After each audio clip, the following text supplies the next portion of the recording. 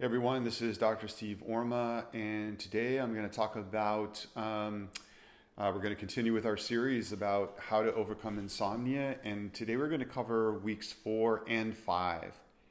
So I've made 3 previous videos for what happens in this treatment process to overcome insomnia for weeks 1, 2, and 3. So you could go back and watch those if you have not. I highly recommend it before watching this one, because that'll give you the correct sequence of things.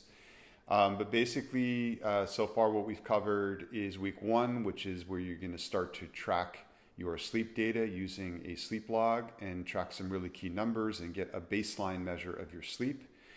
The other thing is in week 1 is we had you start to identify and start to shift your negative sleep thoughts to positive sleep thoughts and get you into the right frame of mind for the rest of the process. Week 2, we covered 2 new things that we added: the sleep scheduling and the tapering off of medication and or supplements, and how to do that safely and effectively. And then also continuing to do what you did in week 1. And then in week 3, last time we went over 2 new things that we added, which are the 30-30 rule and learning a effective relaxation exercise that you could start using during the day. We also adjusted your sleep schedule based on your week 2 numbers, and then continued everything weeks 1, everything you learned from weeks 1 through 3, all the way through week 3 up till this point, where we're now at week 4. And I'm going to cover weeks 4 and 5 because week 4 is pretty simple. So let's go over that first. So in week 4, essentially the first thing we do, as I said, every week at the beginning of the next week, we adjust your sleep schedule based on the numbers from the previous 7 days. So now we have a full 3 weeks of sleep data, what's happened every night for those 3 weeks in terms of your sleep, in terms of, medication tapering, and also recorded all your negative sleep thoughts and positive sleep thoughts, and some other things that we haven't gone over, but basically all the things that you've been doing in those first 3 weeks are all recorded.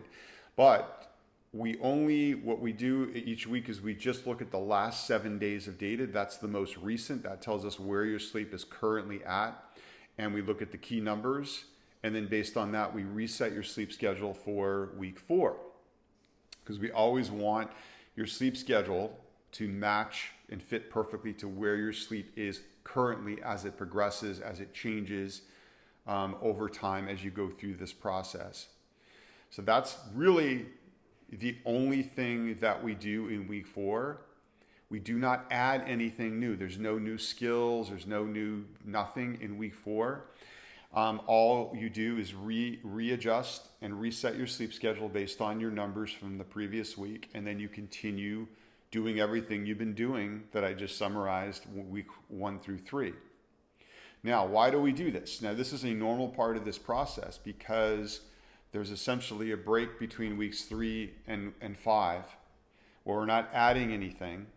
All we're doing is adjusting the sleep schedule, but we're not adding any new skills. Now, the reason we do that is a couple of reasons. Number 1, you learn a lot in the first 3 weeks. We make a lot of changes to the way that you're going about sleeping, your behaviors around your sleep, your schedule of your sleep, what you do, if you're not sleeping. And we want to give your body enough time to adjust to those changes. There is always a delay between when you implement a physical change or a mental change with the human body and it's taking effect in your body or in your mind. It's not instant, right? If it were instant, that would be great, that we could change habits like that. We could solve insomnia in a day, but there's a delay because we're undoing a poor habit and we're reestablishing or establishing a healthy habit and pattern of sleep, which has been thrown off track. And that takes time, and that takes implementing these skills, but it also takes time for the body to adjust and adapt to these changes. So it's just like any kind of behavior change. If you've been eating a certain way for 20 years and then you change the way that you eat, you remove certain foods that you've always eaten, and you add new foods that you weren't eating, your body goes through adjustments. It doesn't instantly adjust to that change. It takes some time for your body to sort of, get rid of the stuff, out of your system that you were eating that wasn't good for you, and get used to the new stuff you're putting in your body that's better for you. And ultimately, you're going to be better and healthier, but it's not instant. It takes time. Same thing with this. So we don't want to rush it and keep throwing things at you and making too many changes to what you're doing around your sleep. We want to add changes, and then we want to give your body time, your body and your mind really, to adjust to those changes before we add another element. Okay, and that's really key, because sometimes, again, people just either they progress too fast, or they're just throwing a bunch of things at them, and changes at once, and they get overwhelmed, or they don't give themselves enough time for those things to take effect, and then they give up. Okay, so we don't add anything new in week 4. The other thing it does is it just prevents you from getting overwhelmed, because we did a lot of stuff, right? If you go through the weeks 1 through 3 videos, and you see all the things that you're learning and you're implementing, and all the changes you're making around your sleep, it's quite a bit. And we want to allow you time to your body to adjust, but you personally, mentally, to adjust, so you can get a breather. And really, week 4 then is kind of easier in that sense, in that you're just maintaining what you've already been doing for the last 3 weeks. And the only thing that we're changing is we're just looking, at your numbers at the beginning of week 4. We're looking at, how your sleep progressed, and look at the key numbers. And then we're adjusting your sleep schedule based on that. And then that's it. Everything else stays the same. You maintain it. And that's all we're going to do in week 4. Okay. So now then in week 5, what do we do there? Okay. So once we get to week 5, again, the first thing we do is we look at your numbers for week 4, and based on those key numbers, based on how your sleep has progressed over the last 7 days, we again adjust your sleep schedule for week 5, and we determine the new, bedtime, wake up time, and maximum time that you're going to spend in bed. Those are the 3 key things to the sleep schedule based on your numbers. So you can see this process is very dynamic. We're changing that schedule every week, and it's also very tailored and personalized to you and your sleep pattern. Because everybody's sleep pattern, even though everybody has insomnia, like in my program, everybody has insomnia, but their sleep pattern is different. There's so many different variables that could be different from each person. And so we need to know what those variables are, how they change over time, so we know how to tailor and fit the skills each week to them perfectly based on how those things change. So that's the first thing that we do at the beginning of week 5. And then the only other thing that we add in week 5 is the relaxation exercise that you learned in week 3 that you've been practicing the last 2 weeks, assuming you've been doing that, meaning that you've been practicing this relaxation exercise most days every week, let's say at least 5 to 7 days for each of the last 2 weeks. You're doing that during the day at a consistent time, and you're familiar with it, you're comfortable with it, it's been working for you well. Now what we can do in week 5 is you learn how to use it at night with your sleep as an extra tool to help you either fall asleep initially, actually doing it in the bed, or if you wake up in the middle of the night and you're having difficulty falling back asleep, how you can use this relaxation tool as a way to get back to sleep and help you with that.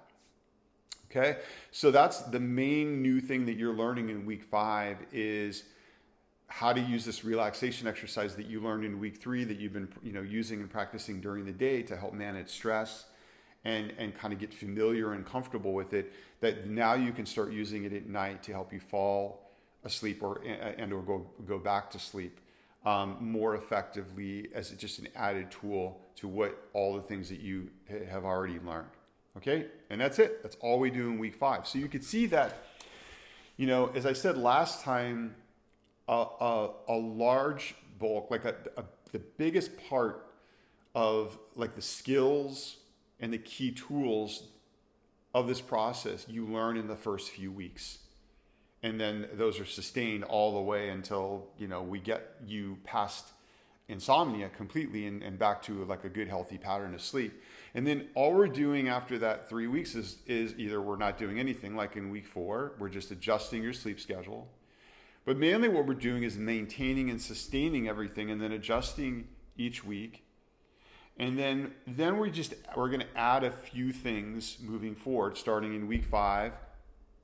And then in a few weeks, we're going to add a few other things that what they do is it's another tool to just add to the process and make it more powerful or effective, or just another way for you to be able to get to the goal of getting rid of the insomnia.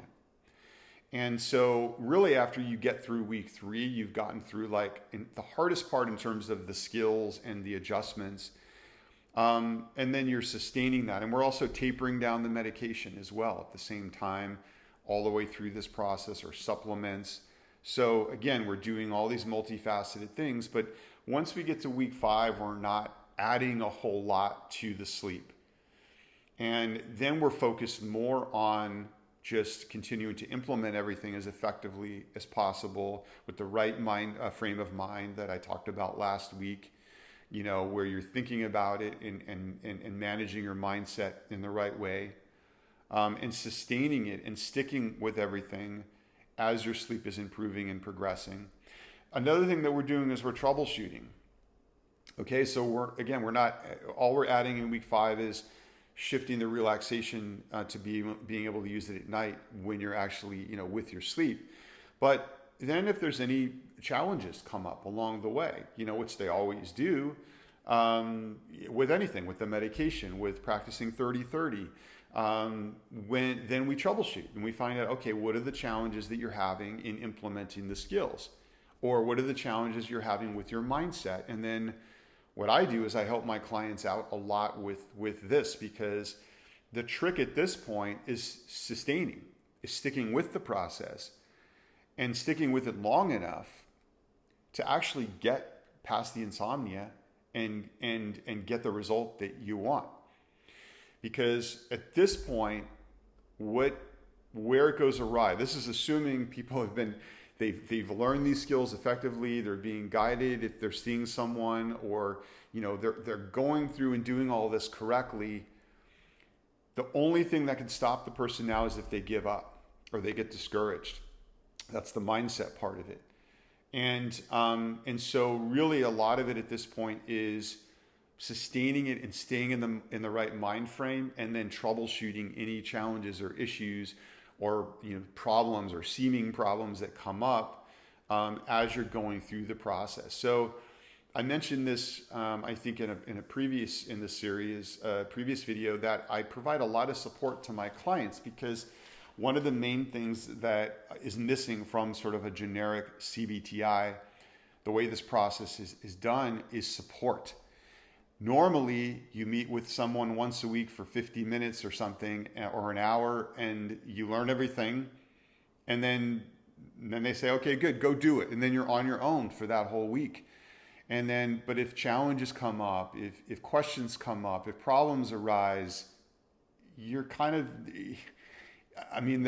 there's no one to ask, and you're kind of left on your own to figure it out, which can just feed your anxiety and your uncertainty and make this process so much more difficult, until you're back, next week in the office where you can ask those questions. But, like you had the question 4 days ago. So, and also like this week 4, normally you don't even meet with the provider. Like from weeks 3 to week 5, you don't meet with anyone. You're on your own for 2 weeks. Whereas I add a week 4 because I want people to, to get the support every single week, and not only that, every single day if they need the support. So in my program, if any questions come up, so this is, what I've designed with my program, and I do this differently because I've learned after doing this treatment process for years, where people struggle and what are the things that get in their way from succeeding and getting all the way there. Is the support. They don't have enough support when they have questions or concerns or worries or whatever it is. They're left pretty much on their own until the next time they happen to meet with a provider, assuming they're even working with a provider. I want my clients to have those questions answered as soon as possible and be able to give them guidance or troubleshoot something, so then they feel better, and then they also know exactly what to do all the way through that week. Okay, so that's one thing that I've built in to help my clients succeed more. So I have a couple different levels of support where people can just, anytime they have a question, Monday through Sunday, all the way through the process, and even beyond if they need it, they can get support from me, in different ways. So this is critical, and that's at this point. Once we get to week 4, week 5, yes, we're going to be adding a few other things, as I said, to make the process, even more effective and give you more tools. But really, it's more about sustaining everything you've learned, adjusting them each week based on your numbers and how that's progressing, and then troubleshooting any problems or issues that are coming up along the way, so we can keep you on a good track, so you don't give up and you stick with it and you stay in a good frame of mind, so you can stay with this long enough to get all the way there. Okay, so that's weeks 4, weeks 5, and now we've covered weeks 1 through 5. And what we'll do next time is go into week 6 and 7. I'll probably cover those in one video as well. But we've covered quite a bit of this treatment process so far. Again, I've given you a lot of detail, probably more than you'll find anywhere online in terms of this process. In terms of the full sort of treatment process, the different components, the mind frame around it, the things that get in people's way, the misconceptions, and then how I work differently than maybe someone else might work with this issue. We've covered quite a lot. So if you found this video valuable today, and you're on YouTube, just press the like button, or you can subscribe to the channel. If you have any questions or comments about any of this, you could leave that below. And otherwise, I'll see you next time.